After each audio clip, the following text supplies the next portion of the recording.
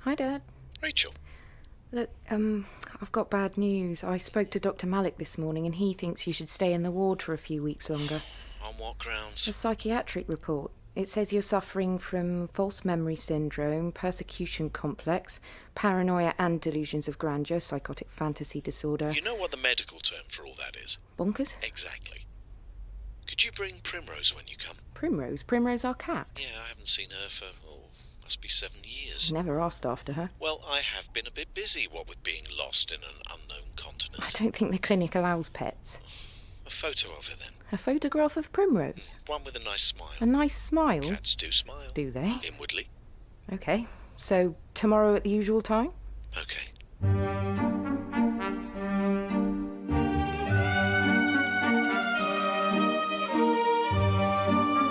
Brian Gulliver's Travels by Bill Dare, starring Neil Pearson and Mariah Gale. This week, Anidara. Well, I don't know how to take it. 4 years ago now. Was it peaceful, the end? Lethal injection. You make it sound like she was on death row. Why the sudden interest in our cat? I've been thinking about animals. Right. And the next chapter. Oh, I'll just get the notebook. Today's chapter is about a place called Anidara. Anidara. As it sounds. How did you arrive at, Anidara? It was after 3 days drifting in a dinghy. I saw a cargo ship in the distance and was lucky the captain saw me too. He was going through a philosophical breakdown. What? He and his crew were trying to escape from an epistemological revolution. You'll have to explain that. A complete overhaul of the nature of truth. You see, 2 plus 2 always used to equal 4. Used to, Captain, doesn't it always? But you can't guarantee it, can you? Well, I think you'll find I can. Okay, let's try it with these here ship's biscuits. 2 here, 1, 2, 2 there, 1, 2. Now, add them together. 1, 2, 3, 4. Exactly, 4. But if I did it again, how would you be sure you'd get the same result? Doesn't maths always work? How do we know it's always going to work? Not to be alarmist, but there seems to be a bit of a storm brewing. Shouldn't you be manning something and shouting things? Why? You think a storm will be dangerous? Quite possibly. Why? Well, let's see, because in my experience, a storm often leads to a shipwreck.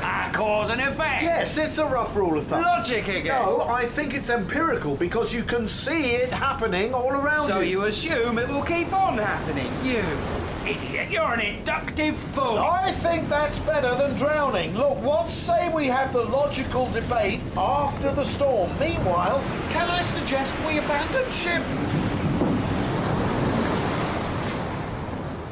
A huge wave crashed into us. I shut my eyes, everything went silent. Opened them again, and I was in what appeared to be a forest. Dad? I'm telling you what happened, Rachel. Any explanation for it? No, and I suppose that's the point. It shook my faith in cause and effect. It's not really a faith. Like the captain said, we assume cause and effect is universal because it's always happened in the past. But actually, there's no logical reason why it keeps happening. Ask any quantum mechanic. I don't think they're called mechanics. Well... So, the forest. Warm, humid, something prehistoric about the atmosphere. Hello? I'm lost. I've no food, no water, please help! I'm from Surrey and I come in peace. Ah! There, in front of me, was a terrified beast. It made this awful noise. Its leg was stuck in the undergrowth. It looked porcine too, except instead of trotters, its 2 front legs had hands. Had hands on its legs. I had no idea how long I was going to be in this forest, so my old survival skills kicked in, you see. Sorry, survival skills. Oh, yes. I grabbed it by the neck and got it into a position where Dad, I am vegetarian. Since when? Since I was 15. Well, I was around when you were 15. I never noticed. No, you didn't. So, did you slaughter this poor animal? I managed to get its neck in my hands, ready to give it a quick twist, and... well, the last thing I remember was feeling a sharp pain in my thigh and looking down to see a dart sticking out of it. Were you scared? I was too drugged. The effect was not unlike some fine Moroccan... some medicine I had once. I must have drifted off. I woke up in a room, a sort of hotel room. Hotel It was room? lovely. There was a tray of drinks, wine, malt whiskey, a selection of cheese, A widescreen TV with fantastic choice of viewing, including some very racy, anyway, lots to choose from. Did you think you were back in England? Maybe for a moment. There was something, just something odd about the place, and no windows. I went to have a look round. I knocked on one of the doors. Anyone home? Hello? Hello, my name's Brian Gulliver. Jem, are you a new arrival? I suppose I must be, Jem. Come in. Thank you. Would you like a drink? A bit early for a drink. Oh, why not? So, can you tell me what I'm doing here? Oh, why are any of us here? Yes, why are we here? On holiday? Ah, you're referring to the imaginary world from the television. We don't have that. Jem? Jem! Blimey. Hello, room service. A man has just disappeared down a trap door. Press 1 for food, 2 No, for a man drinks, has just 3 fallen down a for temperature hatch. adjustment, Right before 4 my eyes. He may well be for a hurt. health Hello? issue. Oh, what number do I press for a person? I tried all the numbers, reception, security, even the emergency numbers, but none of them were any good. So I went to the room next door. Hello? I'm Brian Gulliver. I'm from elsewhere, I suppose. I was talking to this chap and he disappeared down a trap door. I am Markl. You believe in elsewhere? Yes, I've actually been there. What's it like? What, the world? Not so bad. Catford's a bit rough. Can you tell me what's happening here? All is well. Come to a meeting. Room 9834B. That night, I popped along to the appointed room. It was jammed full of men, no women at all. And yet you stayed. I thought it might be important. This Markl guy was holding forth. He said that just because we were given free food for as long as anyone can remember, it doesn't follow that we will always be fed in the future. We're back to induction. Exactly. And what was your view? Well, as a young man, my philosophy of life was pretty simple. Take what comes, especially if it's free, don't ask too many questions, and never economise on underwear. But I've come to realise that that's pretty much the attitude of your average turkey. They're inductive thinkers. Really? They're fed every day, and they probably assume that this one-sided beneficence will continue forever. You really think poultry are capable of making assumptions? Well, maybe not, but most of these idiots in the hotel were doing exactly that. Apart from this chap, Markl. Did you find out what happened to that man who fell down the hatch? Now, Jem, most of them believed he went to the happy place. Probably what turkeys think when their mates are carted off to the choppers. If they could think. The men simply weren't interested, so they filed out of the room. Why were these men so ovine? I didn't find out for several days. It was just as I was pouring myself a large one that I felt a sudden sinking feeling. There, in front of me, was a small bank of buttons and lights, which I took to be a large computer. Now, highest human welfare standards. Humans have been bred for 10,000 Yes, our variety has been selected for docility, absence It's of quite curiosity, difficult to and of understand course, what you're prestige. saying. That better? Much. Welcome to Section 3. Look, if it's about that adult film, I'm happy to pay a premium. I am a Z49W, Series 9. Okay, first off, Z4, I demand to know why the men up there act like brainless idiots. Are they drugged, lobotomized, what? Hypotheses rejected. We have the highest human welfare standards. Why do they act like a bunch of sheep? They have been selectively bred for 10,000 years. Our variety has been reared for docility, an absence of curiosity, and of course, tastiness. What happened to Jem? Your friend has been humanely slaughtered. What? Take comfort from the fact that nothing is wasted. Every bit of the carcass is used. Oh, And this farm has only the highest quality livestock. I haven't seen it. Did you say livestock? You have been brought here in error. You were mistaken for a domesticated human who had wandered away from the farm. In fact, you appear to be a wild hominid. All right. I'm not always the fastest dog on the track, but now I think I'm getting it, and I happen to know that I taste pretty nasty. Correct. You have been deselected. Deselected? Your genetic profile has been examined. Result, unknown. You have failed our food safety tests. I'm thinking this is good news. Plus, your meat would be tough and gristly. It's not even suitable for ready meals. Really? I doubt even our largest hamburger chain would accept you, and they take dog meat. So I'm free to go. You are a hominid with interesting possibilities. We want to experiment on you. Do I have a choice? You can choose incineration. Right. I'm going to turn down that option, but I refuse to be a guinea pig. All that we require is that you attempt to mate with a female human genetically adjacent to you. You have some of those, do you? Correct. Well, I'm not very happy about this, you know, but since I don't have much of a choice, I'm willing to do as you ask. Enter door 3. Can I have a shower first? So you're telling me that you were put out to stud? That's a rather crude way of putting it. I went through door 3 as instructed, and there, inside, lying on a heart-shaped bed, was a woman looking rather like Elizabeth Taylor, circa 1965. Hello, Brian Gulliver. And you are? Dorka. Apparently we're neighbours, genetically speaking. So are horses and donkeys. What do they get? Mules. Right. Not too keen on the breeding thing, then? No, not really. No, nor me, obviously. One thing, why don't they do it artificially, you know, in a test tube? They seem so advanced. Don't you know? No. This farm is certified organic and free range. It's all natural. On each product, they put... Product? In the shops. They put a picture of a man smiling and the words, "All our humans led happy, natural lives before slaughter." They can charge more that way. It's a gimmick, but middle-class Nimonites lap it up. Oh, look.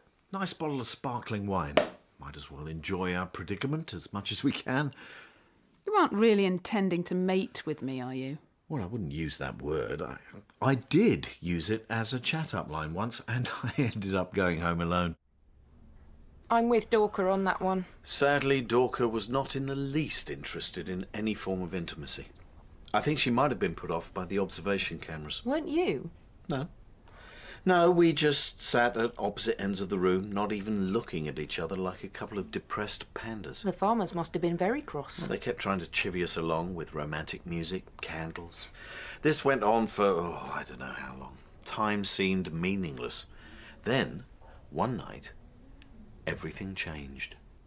I spy with my little eye something beginning with C. Cheese. It's always cheese. Nothing else begins with C in this godforsaken place. Well, let's stop playing your stupid game. Well, what else are we going to do? You don't want to do the one thing we're actually meant to be doing. I am not going to be a breeding machine. Well, not with you, anyway. Fine. We'll just sit here and stare at the walls. Human What on earth? Go away! Get off me! Clear off! Stop kicking them, you idiot! They're pigs! They're Nimonites! Please, speak more slowly so we can understand you. We are human liberationists. Come with us. A truck is standing by. You are being liberated. Where will you take us? We're going to set you free. And so we were shoved in this truck by these piglets with hands. Like the beast you saw when you first arrived? Yes. So, let's backtrack a little. You arrive in a land run by far more sophisticated beings than yourself, and the first thing you do is try to throttle one. Yes. Do you think that was wise in retrospect? It was a horrible pig-like thing. Let's go back to the induction discussion. All right. Because it was pink and had trotters, you thought it must be an inferior being and therefore fair game. Any pink animal with trotters, in my own past experience, has been, well... Delicious? Right. So, you assumed... Right. This is what I mean. We can't help making erroneous assumptions. So, based entirely on its appearance, you thought that this creature was something you were entitled to wring by the neck, tear limb from limb, and then gobble up. So would you if you were alone in a forest with no food? I'm vegetarian. I'd look for berries. Yeah, and you would assume that just because something looks like a berry, that it doesn't have feelings.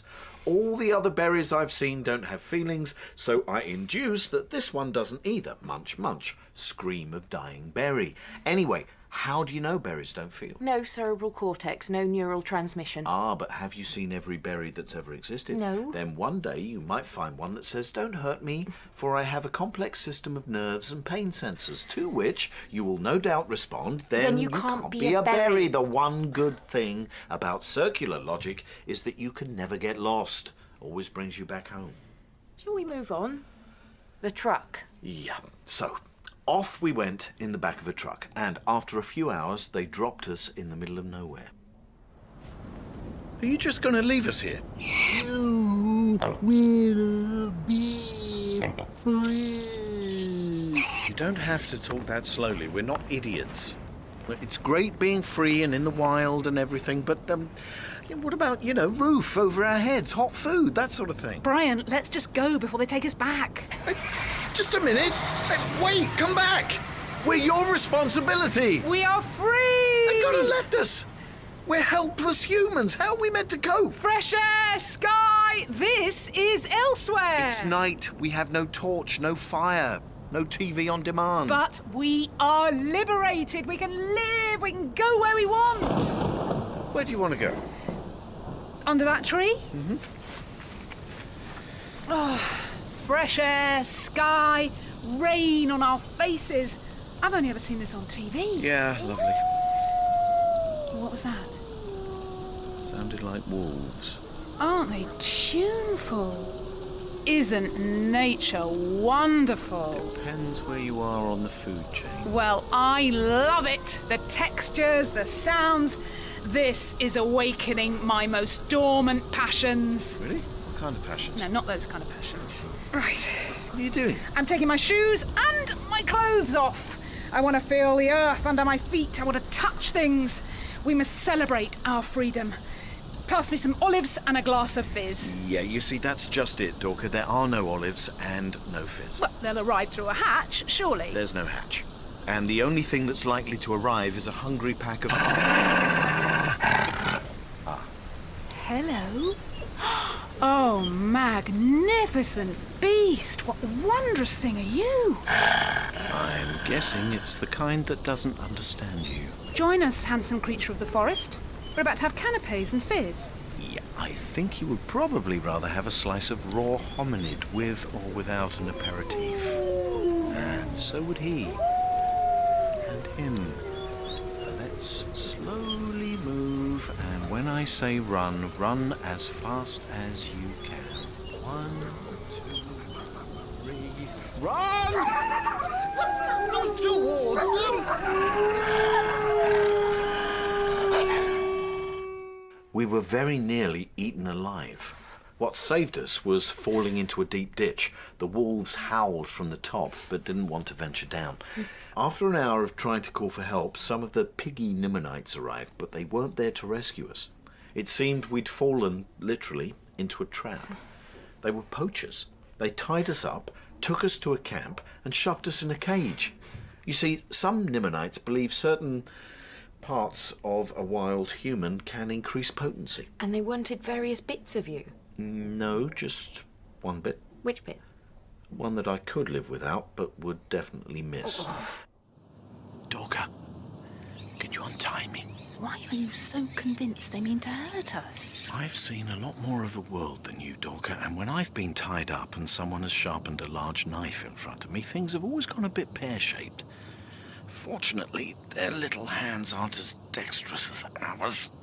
Are you going to ask if we can escape? Do you know the term institutionalized? No. I didn't think so. If you want to escape, you don't ask. No, this isn't getting any looser. Well, they are much cleverer than us. It's quite likely they know how to tie knots. I'm going to have to reason with them. Hello? Hello there? Hello? Yes, you don't have to talk to us quite that slowly. You see, me and my friend Dorka are a bit special. At the farm, we were segregated, given our own private suite. I think we're a rare species. You could get much more for us if you sold us to a zoo, or... You know, I've always quite fancied being on a wildlife program. I'm pretty natural in front of the camera. What's he doing? He's laughing at us. Was he? I think he was laughing for joy.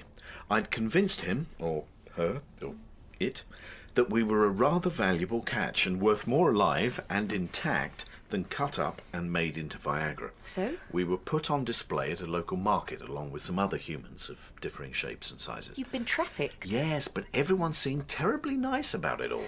All these Nimonites would gawp at us, and you know how I love being the centre of attention. Yes, I remember, especially at my birthday parties. I sang a few songs, bit of a dance, got hold of some spoons. You didn't play the spoons. Once you learn, you never forget.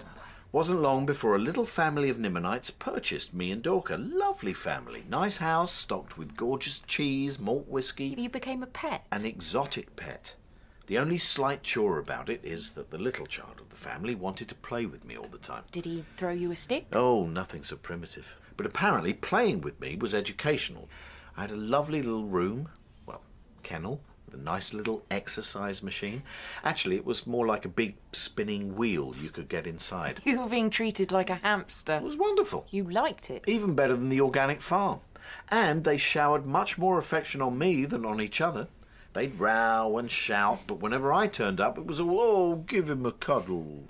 I could raise a smile just by looking at them with my big blue eyes. How were you getting on with Dorka? I lost all interest in her romantically. I lost all interest in sex. I'd been neutered. Dad? Chemically. That must have been extremely liberating to be released from sexual longing. I had everything I wanted. Plus, I was allowed to show off my talents at a human show. You'll have to explain that. Well, you know crafts. Yes. Oh, that. You see, I was an unusual genotype. A rare breed. I was taken to shows all over the country. 2 hours in makeup, another hour being manicured, pedicured. By the time they'd finished, I looked fantastic. You didn't feel at all demeaned? Oh, I loved it. Skipping, jumping, playing the spoons. And when I'd finished, I was spoilt rotten with people treats. Were they in the form of cheese? You have never tasted cheese like it. I'd go through hoops for it. That's not a metaphor. I did literally have to jump through hoops. Well, let's see, you had cheese, booze, and your sex drive had been eliminated, so that didn't matter anymore. You didn't have to work. Why on earth did you ever leave this place? Well, you see, being a travel writer, I naturally wanted to learn everything about these extraordinary creatures, so the master of the house explained a bit about the society in a slowed-down voice. One of the first places he took me to was what they called an arable farm, where they grew vegetables. My kind of place. Not exactly. Where are the fields? Inside this building. The vegetables need warmth and shelter to fully ripen. What you're about to see may shock you. Oh, as a travel writer, you get to see some strange sights. I'm pretty unshockable. Oh. What? Oh. Brian? Brian? What was it? What did you see? Rows and rows of benches, beds, slabs on which bodies, human bodies lay, naked, with tubes coming out of their arms, monitors everywhere, bleeping away. This was an intensive farm, a greenhouse for human cultivation. It was the most disturbing sight I'd ever seen. Who are these people? What's happening to them? They are being fed intravenously with special nutrients. Growth hormones are in the drip too, of course, and the oxygen level is twice normal. All of which makes this an incredibly economical way to produce delicious flesh of the highest quality. This is... Look at her. She looks so still, so pure, so beautiful. She does too. So does she, and her. Hang on, they all look the same. They are clones. Their name is Bertha. Nice human name.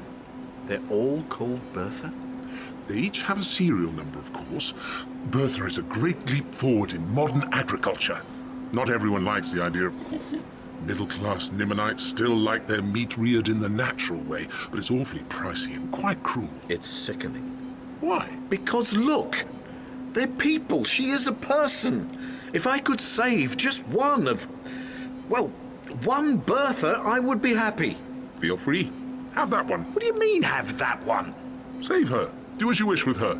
She's yours. She is not mine. I happen to believe that all humans are born free. Well, let's put her in the truck. See how you get on. This is beginning to sound a little creepy, Dad.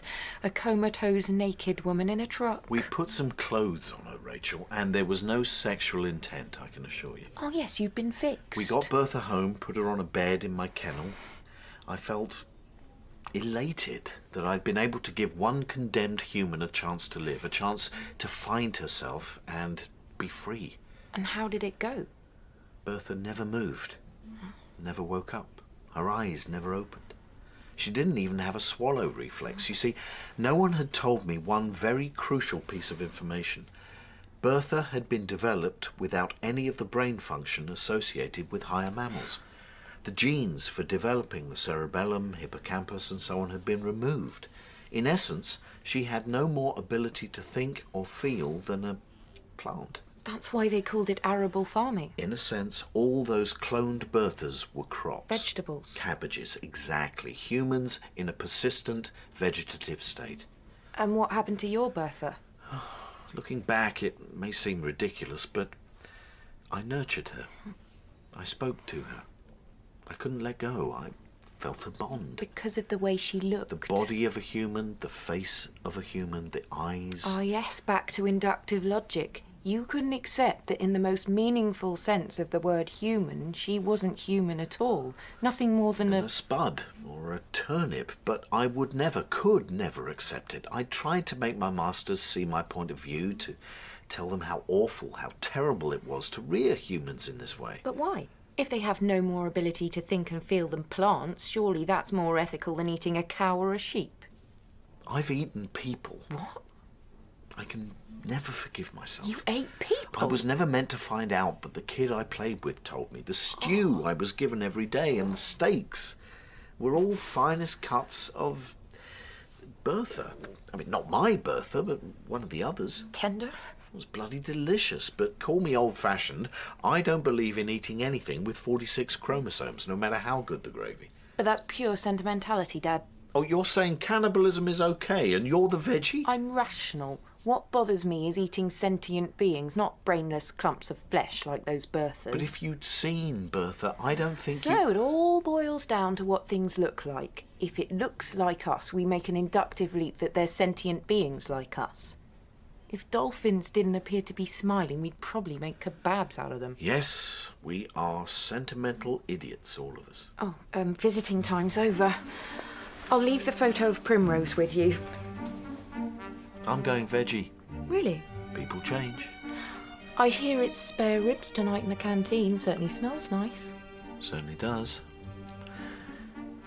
I may allow myself a small one. Dad, your willpower. It's the only thing they cook properly in this place. After tonight, it's going to be bean curd and brown rice. Sure it will. Well, during the week, anyway. I'm not giving up on Sunday roast. What about nut roast? Allergy. Since when? That's come on quite recently. I'll still eat fish, of course, and white meat. Reptiles are okay, I think. I'll just refuse mammals. Rabbits are fine. They're mammals. Larger mammals, then. I won't eat anything bigger than a pig.